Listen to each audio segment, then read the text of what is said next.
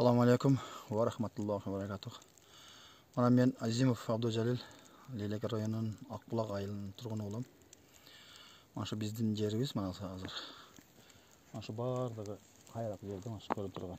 Bardыгы kayrak жерler. Şu жерlerибиz эптеп эле эгетти адамдар энди бош калбасын деп эле. Арпа будай эксе гектарына 1 тонна алат да, эң жакшы алганда 1,5 тонна алат. 1 гектардан. 1 гектардан. Асмандан жамгыр жакшы болуп, кар жакшы болсо ушундай алат. Атак уругунда кала албай калат көбүнчө. 10 центнер экен да ошондо. 15 центнер. Ушундай болобу. 1 гектардан 1 тоннадай алса сүйүнөт да.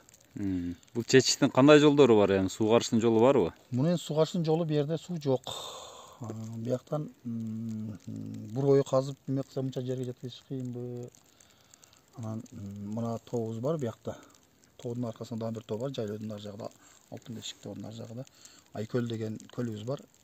Ошол жактан бир президент, алгачкы президент Сарыкаевдин убагында проект жазылып, ошол жактан түнөл казылып, сууну өткөзөбүз деген проект болгон да. Ошондой революция болуп кетип, ишке ашпай калганбы? Ишке ашпай калган. Чечиле турган болуп калган, түнөлдөр казылып жоп, тендерди объявление кылып, тендерден утуп немелер. Сүлтөдө шахты казчулар. Түнөлдү чыгарабыз дегенде революция болуп калып кеткен, ушу менен калып кетти да. Эгер ошол түнөлдөн суун чыгарганда, mana şu көрүп турган mana şu азыр жер Leylek району mana şu тоодун патсагы жайлоо кошулуп, mana şu канча гана 1000 гектар жерлер полный суу болот эле да. Сулуу болот эле. Элдин жашоо оң болот эле. Жерлерге кызыгуу көп болот эле.